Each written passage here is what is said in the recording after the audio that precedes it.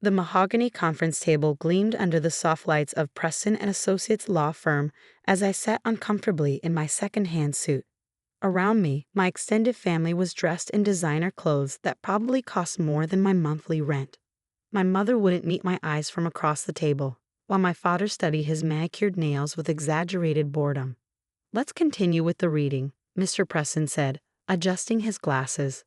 To my grandson, Michael Preston Collins, I leave the old family farmland in Westin County, all 50 acres of it, including the structures thereon. The room fell silent for a moment before my Uncle Robert burst into laughter. 50 acres of nothing. That's perfect. He turned to my father, his brother. Your boy gets rocks and dirt while my kids get the investment portfolio. Poetic justice, wouldn't you say, Richard? My father's mouth twitched into a smile. Well, he always did prefer digging in the dirt to learning the family business. I sat there, trying to maintain my composure as Mr. Preston continued reading, detailing the millions in stocks, bonds, and cash properties that would go to my cousins. By the time he finished, the contrast couldn't have been clearer. Everyone else had received valuable assets while I got land that the family had written off decades ago. As we filed out of the conference room, my cousin James clapped a hand on my shoulder, his Rolex flashing under the lights. Don't worry, Mike. I'm sure you can sell the property to some developer for enough to pay off your student loans. His sympathy was as fake as his tan. My mother finally approached me in the parking lot, my father trailing reluctantly behind her. Michael, she began, her voice strained. You understand why your grandfather did this, don't you? After you rejected the family business to pursue, she paused, waving her hand dismissively, environmental science, he felt you made your choice. Mom, I didn't reject anything. I just wanted to. It doesn't matter now, my father interrupted. The old man made his decision. Maybe you can sell that worthless land for a few thousand and get yourself started somewhere. I watched them drive away in their luxury SUV, feeling a complicated mix of hurt, anger, and something else I couldn't quite name. Maybe relief. The Collins family fortune had always come with strings attached, strings that felt more like chains the older I got. Grandfather William Collins had built Collins Development from nothing, transforming it into one of the largest commercial real estate developers in the state. The family expectation was clear. Every Collins man would join the business regardless of their interests or talents. I'd broken that tradition by pursuing environmental geology instead. 2 weeks later, I drove out to see my inheritance. The Collins family farmland hadn't been worked in 30 years, not since my great-grandparents had passed away. My grandfather had kept it out of sentiment but considered it worthless compared to the prime urban properties Collins Development specialized in. The narrow gravel road was overgrown, branches scraping against my used Subaru as I made my way to what had once been the main house. The 2-story farmhouse was in better condition than I'd expected, neglected but structurally sound. Behind it stood a massive old barn, its red paint faded to a dusty pink. As I walked the property line, my training kicked in. The rolling hills, the specific vegetation patterns, the rock outcroppings visible on the north ridge, they all told a story that my family, with their focus on immediate profits, had never bothered to read. That evening, sitting on the farmhouse's sagging porch, I called my college roommate, Eliza Wong, now working for the U.S. Geological Survey. Hey, Liz, remember that formation we studied in advanced geological mapping? The one with the unusual mineral deposits? I think I'm looking at something similar. On your grandfather's land? That's in the Westin Basin, right? Her interest was immediately piqued. Mike, that whole area has been getting attention lately. There've been preliminary findings off lithium deposits, I finished for her, potentially significant ones. There was a pause before Eliza spoke again. How soon can I come out with some equipment?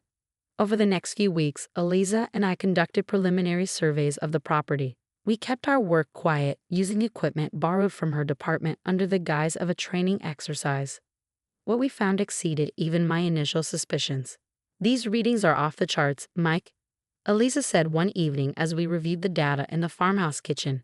If the deep samples confirm this, you're sitting on one of the largest lithium deposits east of the Mississippi. With the demand for electric vehicle batteries soaring, she didn't need to finish. We both knew what this meant. I hired an independent geological survey team, paying for it with nearly all my savings. Their comprehensive report confirmed everything. The worthless farmland contained lithium deposits conservatively valued at $175 million, potentially much more with proper extraction. The day I received the official report, I sat in the old barn, where we'd found the most promising samples, and thought about what to do next. The Collins family had always valued money above all else. Now I had the potential for more wealth than even my grandfather had accumulated, without compromising my environmental principles. I called my parents first. "Michael, is everything all right?" My mother answered, surprise evident in her voice. "I rarely called these days. Everything's fine, Mom. I wanted to let you and Dad know that I've decided what to do with grandfather's land." "Oh, found a buyer willing to take it off your hands?" I could hear the dismissive smile in her voice. "Not exactly. I've had some geological surveys done. Turns out the property sits on one of the largest lithium deposits in the eastern United States." The silence that followed was deafening. "What did you say?" My father's voice now sharp and suddenly attentive. "The land is worth approximately $175 million, Dad. Possibly more." Another long silence.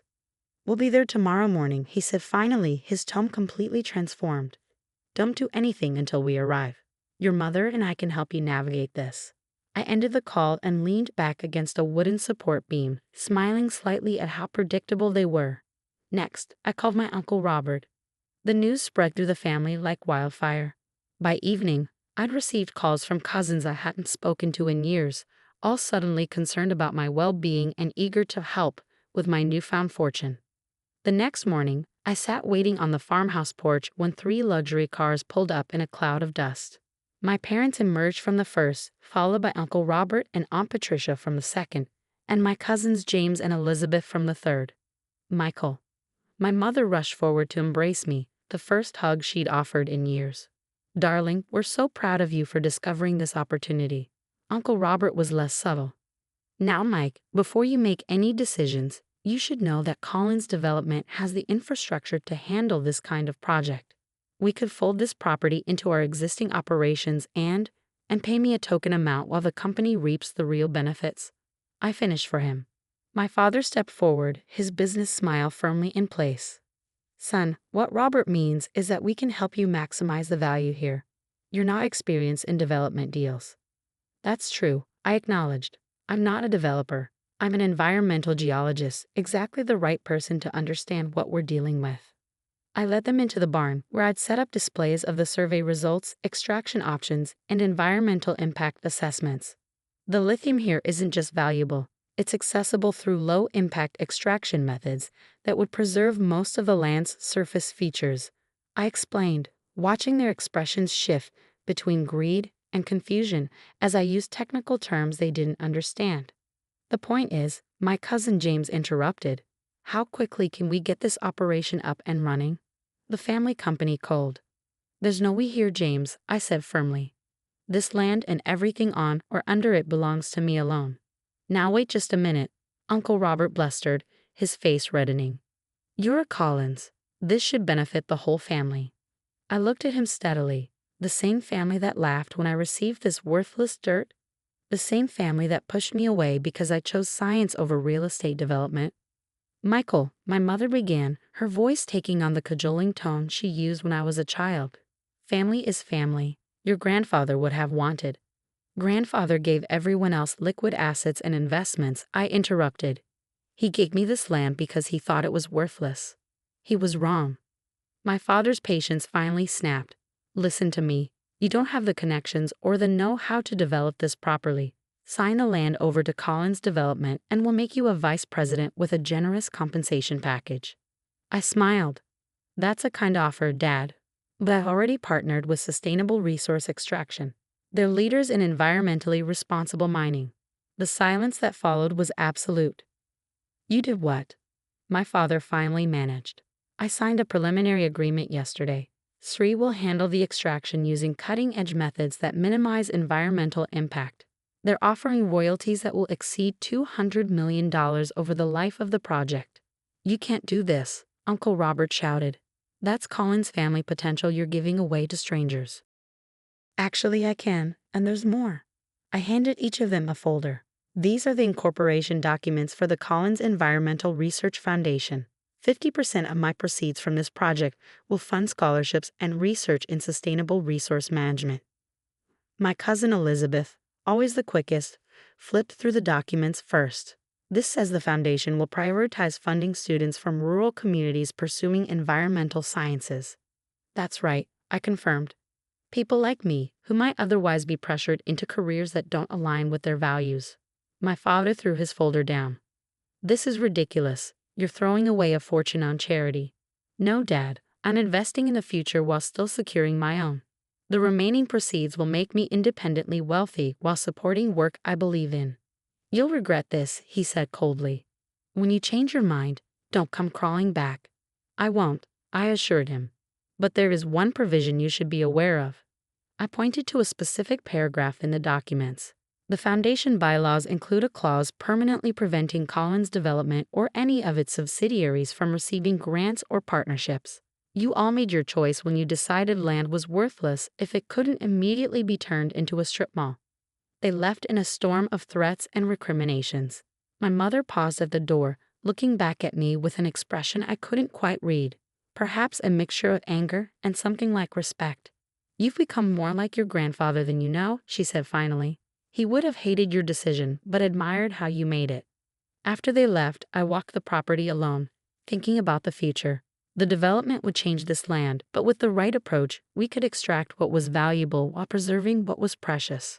The old farmhouse would become the local headquarters for the foundation, supporting research on sustainable practices.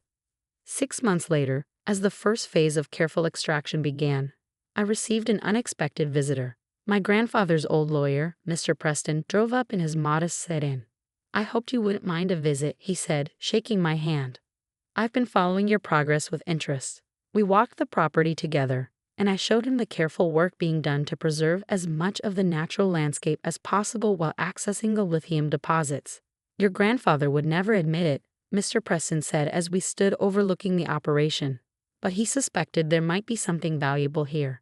I turned to him in surprise. Inu? The old lawyer smiled.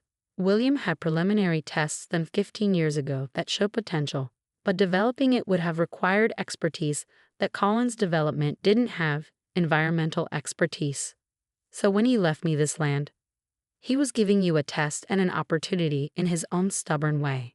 The test was whether you'd look beyond what everyone else saw. The opportunity was to prove that your chosen path had value. I shook my head, laughing quietly at my grandfather's roundabout method. He could have just told me. That wasn't William's style. He believed people needed to find their own ways. Mr. Preston handed me an envelope. He asked me to give you this if you ever discovered the land's true value.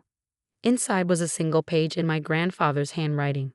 Michael, if you're reading this, you've proven what I suspected. Sometimes the most valuable things aren't obvious to those too busy looking elsewhere.